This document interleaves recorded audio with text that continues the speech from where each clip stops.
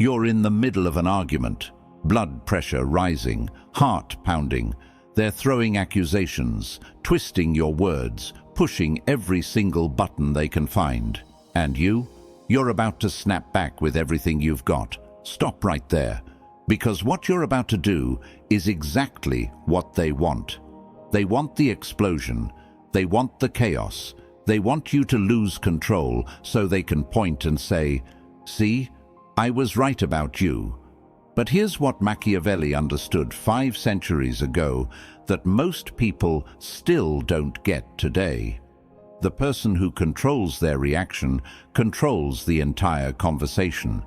The person who masters their response doesn't just win arguments. They make arguments irrelevant. Think about it. Every time you've walked away from a heated exchange replaying what you should have said, you already lost. Not because your points weren't valid, but because you were playing their game by their rules on their battlefield. Machiavelli didn't waste time defending himself to fools. He didn't justify his position to people who already made up their minds. And he definitely didn't give emotional ammunition to his enemies. Instead, he wielded something far more powerful than anger or volume: strategic silence and calculated responses. See, most people think winning an argument means having the last word, the loudest voice, or the sharpest insult. Wrong. Dead wrong. Winning means walking away with your dignity intact, your reputation enhanced, and your opponent looking foolish without you ever raising your voice. That's power. Real power. In the next few minutes, I'm going to share 6 strategic responses straight from Machiavellian philosophy that will end any argument instantly. Not by fighting harder, but by fighting smarter. Not by saying more, but by saying exactly what needs to be said, and nothing else. These aren't feel-good techniques. These aren't about being the bigger person or taking the high road for moral points. This is pure strategy. This is about dominance through discipline. This is about becoming the kind of person people think twice before challenging because they know they won't get the reaction they're fishing for. You're here because you're done being reactive, done being caught off guard, done replaying conversations in your head, wishing you'd handled things differently. You want to be untouchable. You want to be 3 steps ahead. You want people to realize mid-argument that they've already lost before they even started. Good. That's exactly where we're going. Machiavelli said, "Never attempt to win by force what can be won by deception." But I'd add to that, never attempt to win by emotion what can be won by control. Let's begin. Number 1, the benevolent spotlight. Here's what most people do when someone attacks them. They defend, they explain, they justify, they try to prove the other person wrong. And that's exactly the trap. Because the moment you start defending yourself, you've already accepted the premise that you need to be defended. You've already stepped into their frame. You've already given them power. Machiavelli knew something critical. The person asking the questions controls the conversation. So instead of answering their attacks, you redirect the spotlight back onto them. But here's the twist. You do it with concern, with care, with what looks like genuine benevolence. Let me show you how this works. Someone confronts you aggressively. You always do this. You never think about anyone else. You're completely selfish. Your instinct? That's not true. I always... Stop. That's defensive. That's weak. That's exactly what they want. Instead, you say, "It sounds like something's really bothering you. What's actually going on?" Watch what just happened. You didn't defend. You didn't deny. You didn't engage with their accusation at all. Instead, you shifted the entire dynamic.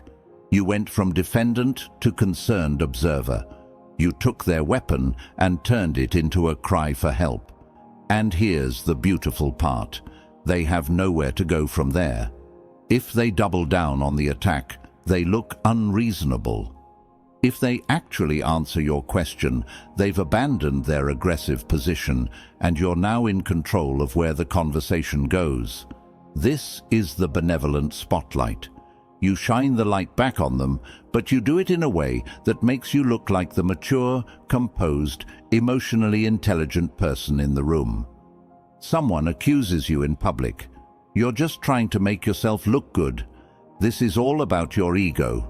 You respond, "I'm sensing some real frustration here. Help me understand what's behind that so we can figure this out." You didn't admit guilt. You didn't argue.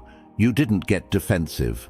You just made them explain themselves while you remain calm, collected, and in complete control.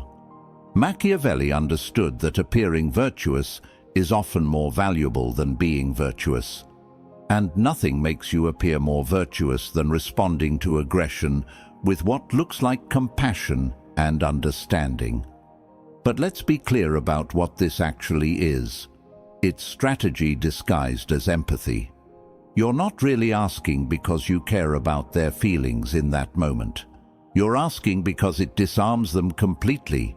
You're asking because it makes them look petty if they continue attacking. You're asking because it puts you in the position of power without anyone being able to accuse you of being aggressive. This works in any confrontational situation. Anywhere someone is trying to provoke you into a reaction, the benevolent spotlight flips the script. Someone challenges you publicly. Interesting take. What's driving that perspective? Someone tries to embarrass you? You seem pretty invested in this. What's really going on? Someone attacks your character. I'm noticing some intensity here. Walk me through what you're actually upset about. Every single time, you're doing the same thing, refusing to play their game while simultaneously making them look unreasonable if they continue. And here's what happens next. Either they back down, or they escalate and expose themselves as the problem. Either way, you win. The benevolent spotlight isn't about being nice. It's about being strategic. It's about understanding that the person who stays calm while appearing concerned always has the upper hand over the person who's emotional and attacking. This technique requires practice. Your ego will fight you. Your pride will want you to defend yourself. Your anger will want you to strike back. But that's exactly why mastering this makes you untouchable, because most people can't separate their ego from their strategy. They react from emotion. They defend from insecurity. They attack from hurt. But you're operating from a completely different level. You're watching the game from above, seeing the patterns, understanding the psychology, and responding not from instinct, but from intelligence. Machiavelli said it best. Everyone sees what you appear to be. Few experience what you really are. So, appear to be the reasonable one. Appear to be the one who cares. Appear to be the bigger person, because in reality, you're just the smarter one. Now I want you to drop this affirmation in the comments. I control the frame. Number 2, the dead end. There's a certain type of person who doesn't argue to reach understanding. They argue to argue. They thrive on conflict. They need the drama. And they will never ever stop as long as you keep giving them material to work with. These people are energy vampires. And Machiavelli had a simple solution for them. Give them nothing. This is the dead end. And it's brutally effective. Here's how it works. You respond with something so brief, so neutral, so completely devoid of emotional content that there's nowhere for the argument to go. You don't deny. You don't defend. You don't explain. You just stop the momentum completely. Someone says, "You're always like this. You don't respect anyone. You're completely irresponsible." The dead-end response? Okay. That's it. Just okay. Watch their brain short-circuit. They were ready for a fight. They loaded up all their ammunition. They prepared for your excuses, your justifications, your counterattacks, and you just gave them nothing. Okay, that's it? Where's the argument? Where's the drama? Where's the satisfaction? There is none. You just ended it. Now, this isn't passive-aggressive. This isn't dismissive in a way that escalates things. It's stated calmly, neutrally, with zero emotional charge. You're not saying okay with attitude. You're saying it like you're acknowledging that they spoke words, and those words have been received. What this does psychologically is fascinating. It removes all fuel from their fire.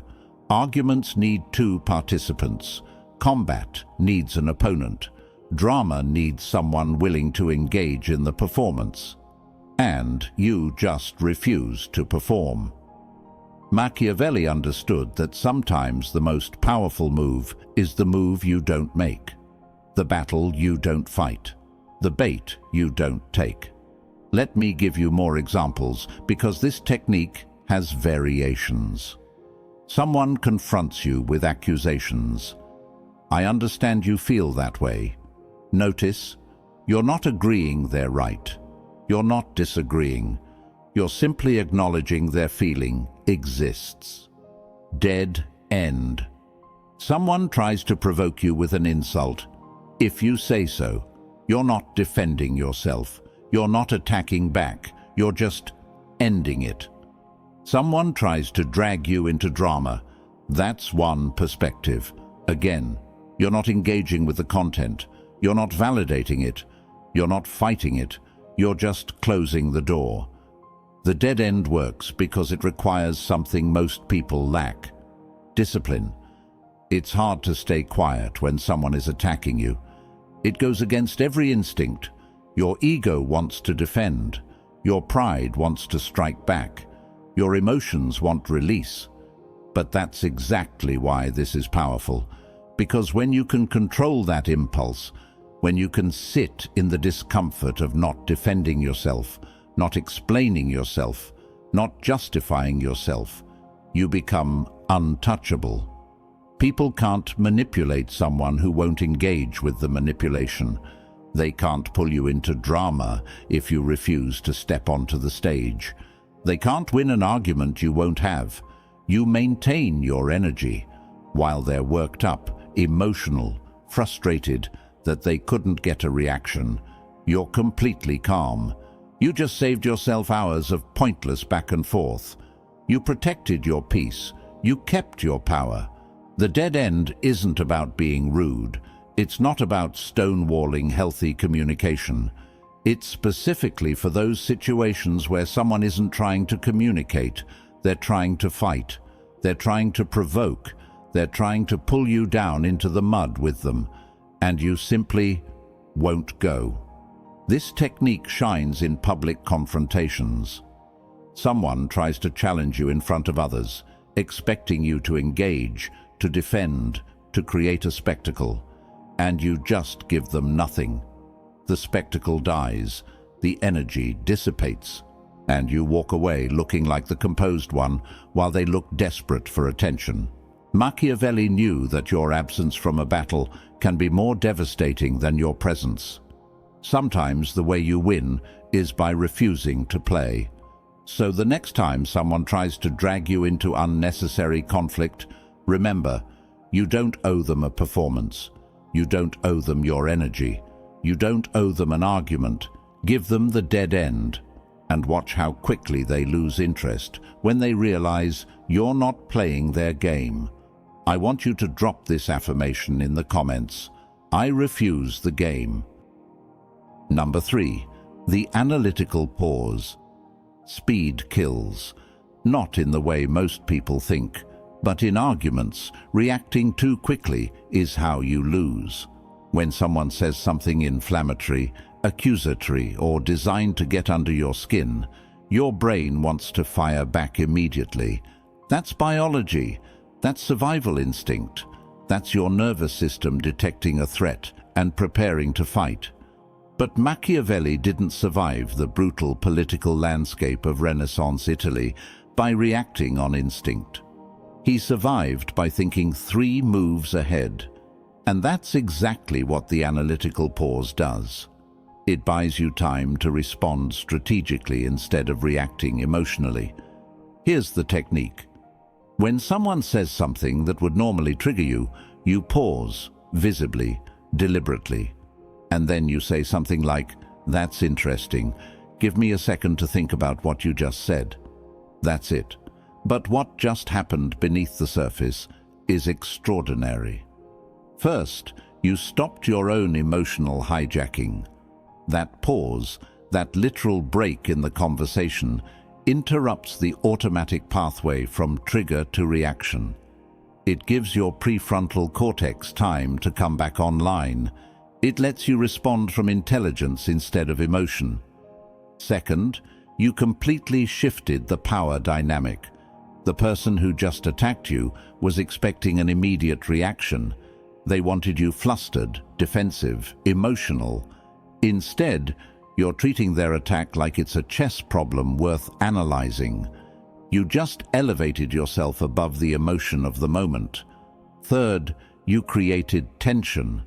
That silence, that space where you're thinking, makes them uncomfortable. They're waiting for your response. They're wondering what you're going to say. They're no longer in control of the tempo. You are. Let me show you how this plays out in real situations. Someone says, "You really screwed this up. I can't believe you'd be so careless." Instead of, "I didn't screw it up. You don't know what you're talking about." You say, Let me think about that for a second." Pause. Actually pause. Count to 3 in your head. Walk me through specifically what you think went wrong. You just did something most people never do. You created space between stimulus and response. And in that space, you found power. The analytical pause works anywhere. Someone confronts you. Your fingers are itching to respond immediately. Don't. Wait. Even if it's just a moment. Let yourself cool down. Let your strategic mind catch up to your emotional mind. Then respond with, "I want to make sure I understand this correctly before I respond. Give me a moment to process what you're saying." You're not running away. You're not avoiding. You're taking control of the pace of the conversation. And pace is power. Machiavelli understood that the person who controls their timing controls the outcome. Wars aren't won by the side that strikes first. They're won by the side that strikes at the right moment. Same with arguments. The right response delivered too quickly loses its impact. The right response delivered after a pause. Devastating. But here's what makes this technique truly powerful. During that pause, you're not just calming down, you're strategizing. You're asking yourself, what does this person actually want from this interaction? What would upset them most? Engagement or indifference? Is this worth my energy, or should I give them the dead end? What response would end this fastest while maintaining my dignity? That pause isn't empty time. It's strategy time. It's the difference between reacting like everyone else and responding like someone who's several levels above the game being played. And when you do finally respond, it comes from a place of choice, not compulsion. From power, not panic. From strategy, not survival. People respect the person who can take a verbal hit and not immediately swing back. It signals strength. It signals control. It signals that you're not easily manipulated by emotional tactics. In heated moments, when tensions are high and everyone expects immediate combat, the person who can pause becomes instantly magnetic. They become the calm center while chaos swirls around them. The analytical pause turns every argument into a moment where you get to choose your response instead of your response choosing you. And that's the difference between being reactive and being strategic, between being controlled and being in control. Number 4, the agreement trap. This one is diabolical, and it's pure Machiavelli. When someone attacks you, the last thing they expect is agreement. They're braced for defense, denial, counterattack. They've got their whole argument mapped out based on the assumption that you'll fight back. So here's what you do. You agree with them, but not in the way they think. You agree with the grain of truth in what they're saying while simultaneously making their entire argument irrelevant. This is the agreement trap, and it's one of the most sophisticated techniques in verbal combat. Let me show you how this works. Someone says, "You're so stubborn, you never admit when you're wrong." The agreement trap. You're absolutely right. I can be stubborn, especially about things I believe in. So help me understand what specifically I'm wrong about here, because I genuinely want to get this right. Wait, what just happened? You agreed that you're stubborn. You even reframed it slightly as conviction, but then you immediately put the burden back on them to prove their actual point. You disarmed their emotional attack by accepting the label, but you didn't accept the premise that you're wrong about whatever you're discussing. They expected a fight. You gave them agreement, and now they have to actually back up their accusation with substance instead of just throwing insults. This is psychological judo. You use their momentum against them. Someone says, "You always want things your way. You don't listen to anyone." The agreement trap. Fair point. I definitely have strong opinions about how things should be done. That's something I own. Now, which specific point did I not listen to? Because if I missed something important, I want to hear it. Again, you agreed with the surface-level accusation, reframed it as a characteristic rather than a flaw, then forced them to get specific. Most of the time, they can't, because their attack wasn't based on specific instances, it was based on emotion, and when they can't get specific, they look foolish, and you look reasonable. Machiavelli wrote, "The lion cannot protect himself from traps, and the fox cannot defend himself from wolves." One must therefore be a fox to recognize traps, and a lion to frighten wolves. The agreement trap is pure fox. You're recognizing the trap of ego defense, and instead, you're slipping right past it. Here's why this is so effective. People argue from emotion, not logic. When you agree with the emotional component, but require logical specificity, you pull the conversation out of the emotional realm where they're comfortable and into the logical realm where you have control. Someone says, "You never listen to anyone." The agreement trap. You're right that I could be better at listening. I want to work on that. Tell me specifically what I missed, because that's not my intention. You validated their feeling. You agreed there's room for improvement, but you didn't accept never as accurate. And you put the conversation on a constructive path where they have to articulate specific instances rather than make sweeping accusations. This technique requires ego management. You have to be secure enough to accept criticism without your identity crumbling. You have to understand that agreeing with part of something doesn't mean accepting all of it. But when you can do this, when you can hear "you're arrogant" and respond with "I can see why this particular situation might come across that way. Walk me through what you're seeing," you've just won without throwing a single punch. The agreement trap works because it removes resistance. Arguments need resistance. They need someone pushing back so the other person can push harder. When you stop resisting and instead redirect, the entire structure of the argument collapses. They came ready for war. You offered understanding and asked for specifics, and in that moment, you controlled everything. The beauty of this technique is its elegance. You're not fighting, you're not defending, you're not even really agreeing in the way they think. You're accepting surface truth while demanding substantive depth. And most people can't deliver that depth because their attacks were never about substance. They were about emotion.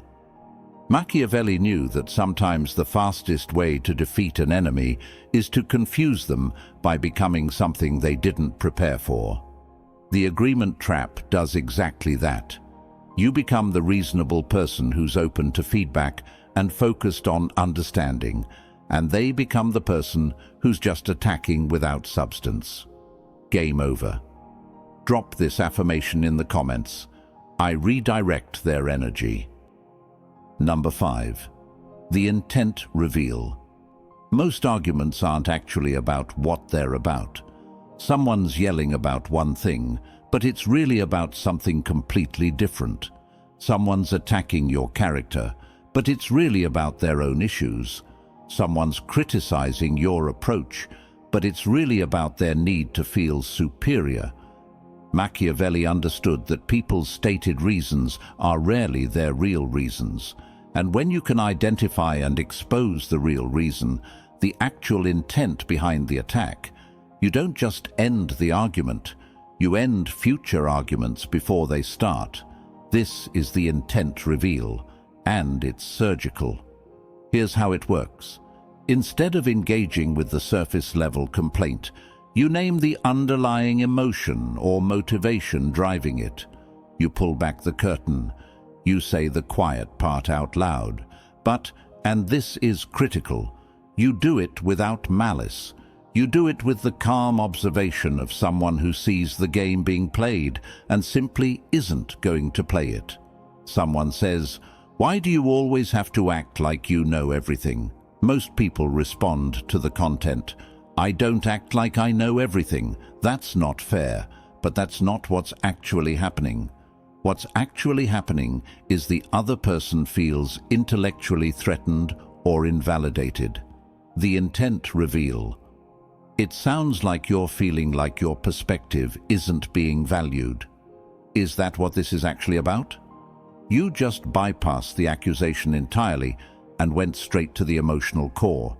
And when you do this, one of two things happens. Either they recognize themselves in what you just said, and the conversation shifts to something real and productive, or they double down and expose themselves as someone who's just attacking for the sake of attacking. Either way, you win. Let me give you another example. Someone says, "You think you're so much better than everyone else." Surface response: "No, I don't. Why would you say that?" Intent reveal response: "This feels like it's coming from somewhere deeper. What's really bothering you?" You just reframed an attack as an opportunity to address the real issue. You exposed that maybe, just maybe, their accusation reveals more about their insecurity than your behavior. The intent reveal is about calling out the subtext without being confrontational. It's about naming what's really happening in a way that forces honesty. Someone says, "You've changed. You're not the same person anymore." Intent reveal: "It sounds like my growth is making you uncomfortable. Is that what this is about?" You just named their discomfort and refused to apologize for your evolution. You didn't defend your changes. You identified their resistance to those changes. Machiavelli wrote extensively about seeing through people's masks to their true motivations. He knew that power comes from understanding what people actually want versus what they say they want. When you deploy the intent reveal, you're demonstrating that level of perception. You're showing them that you see deeper than the surface, that you understand the game, and that you're not going to engage with the puppet show, you're going to talk to the puppeteer. This technique requires two things. First, genuine emotional intelligence to correctly identify what's really going on. Second, the courage to name it directly instead of dancing around it. But when you get it right, it's like diffusing a bomb. The tension disappears. The argument evaporates. Because you've addressed the actual issue instead of the decoy issue. Someone can't keep fighting about surface disagreements when you've just named that they're actually feeling threatened. Someone can't keep attacking your character when you've identified their need to diminish you, to feel better about themselves. Someone can't keep throwing accusations when you've calmly pointed out they're actually just projecting their own insecurities. The intent reveal ends arguments by ending the pretense, and Machiavelli knew that pretense is where manipulation lives. When you strip away the pretense, when you name what's really happening, you remove the foundation that the entire argument was built on. Most people will never see past the surface. They'll take every accusation at face value and defend against it. But you're looking at the architecture beneath. You're seeing the real motivation, and you're addressing that instead. That's not just winning an argument.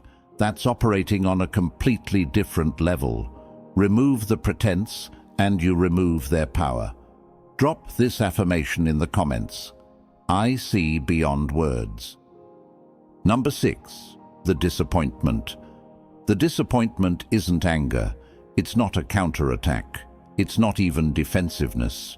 It's something far more powerful. It's the strategic withdrawal of your regard. Machiavelli understood that people fear the loss of respect more than they fear direct conflict. And when you can communicate calmly, clearly, that someone's behavior has genuinely disappointed you, not angered you, but disappointed you, it hits different. Here's why. Anger implies they still have power over your emotions. Disappointment implies you expected better, and they failed to meet even that basic standard. Anger says, "You got to me." Disappointment says, "You're beneath what I thought you were." Let me show you what this looks like. Someone keeps attacking, keeps pushing, keeps trying to provoke you despite your measured responses. You've tried other techniques, they're not stopping.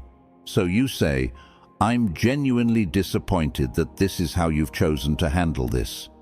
I expected more from you." Then you disengage completely. Notice what you didn't do. You didn't match their energy. You didn't insult them. You didn't threaten. You simply stated that their behavior fell below your standards, and those standards exist whether they meet them or not. This is devastating because it reframes the entire dynamic. They thought they were attacking someone on their level. You just calmly communicated that they're not. Someone undermines you publicly. "I'm disappointed you felt the need to do that. I thought we operated with more integrity than this." Someone violates your trust. "I'm really disappointed. I genuinely believed you were someone I could respect." Someone crosses a boundary repeatedly. "This is disappointing. I've been clear about what I expect, and you've chosen to ignore it. That tells me everything I need to know." Each of these statements does something crucial. It places the moral weight entirely on them while you maintain complete composure. You're not asking them to change. You're not trying to convince them. You're simply observing aloud that they've revealed something about themselves, and it's below your standards. Machiavelli wrote about maintaining dignity above all else. The disappointment is the ultimate expression of that. You're not stooping to their level. You're not engaging in the mud. You're simply noting that they're in the mud while you remain above it. But here's the critical part. You have to mean it. This can't be manipulation. This can't be a tactic you deploy while secretly being just as emotional and reactive as they are. The disappointment only works when it comes from a genuine place of having higher standards for yourself and others. And after you deliver it, you have to follow through. You can't say you're disappointed and then continue engaging as if nothing happened. The disappointment requires consequences, even if that consequence is just your reduced investment in that interaction. Someone who's disappointed doesn't keep arguing. They don't keep explaining. They don't keep trying to convince. They simply adjust their expectations and behavior accordingly. This is why it's the nuclear option. It's not just ending an argument, it's often fundamentally changing how you view someone. It's communicating that trust has been damaged, respect has been lost, or boundaries have been violated to a degree that changes your entire perception. Use it when someone has shown you through repeated behavior that they don't respect you, your boundaries, or your dignity. Use it when other techniques have failed and you need to communicate that there will be real consequences for their actions. But when you use it with the calm certainty of someone who knows their worth and isn't interested in convincing anyone else of it. The disappointment works because it communicates that you have standards, and those standards aren't negotiable. You're not angry that they failed to meet them. You're simply noting that they did and adjusting accordingly. Machiavelli knew that sometimes the most powerful statement you can make is not about what someone did to you, but about what their actions revealed about themselves. The disappointment is you holding up a mirror and letting them see who they've chosen to be, and then walking away. Now, I want you to drop this affirmation in the comments. My standards stand firm. So, there you have it. 6 strategic responses that end any argument instantly. Not through volume, not through aggression, not through being right, but through being strategic, composed, and 3 steps ahead. The benevolent spotlight, the dead end, the analytical pause, the agreement trap, the intent reveal, the disappointment. Each one is a tool. Each one has its place. Each one requires something most people don't have, the discipline to control your reaction when every instinct is screaming at you to fight back. But here's what I need you to understand. These techniques don't just end arguments. They fundamentally change how people interact with you. When you consistently respond with this level of strategic control, people stop testing you. They stop trying to provoke you. They stop seeing you as someone they can manipulate or pull into their drama. You become untouchable. Not because you're cold or distant, but because you've mastered something most people never will, yourself. Machiavelli spent his life studying power dynamics, and his greatest lesson wasn't about controlling others. It was about controlling yourself. Because the person who can't control their own reactions will always be controlled by those who can push their buttons. Every technique I've shared today is about taking back that control, about refusing to be reactive, about choosing your responses instead of having them chosen for you. So the next time someone tries to pull you into unnecessary conflict, don't react the way you normally would. Choose one of these techniques, deploy it deliberately, and watch what happens. Watch how quickly the argument deflates when you refuse to feed it. Watch how much energy you preserve when you don't engage in pointless battles. Watch how your reputation grows when people see you handle conflict with this level of composure. You're not here to win arguments, you're here to win at life. And winning at life means being selective about which battles deserve your energy and which ones deserve nothing but strategic indifference. Be smart, be strategic, be untouchable. I'll see you in the next one.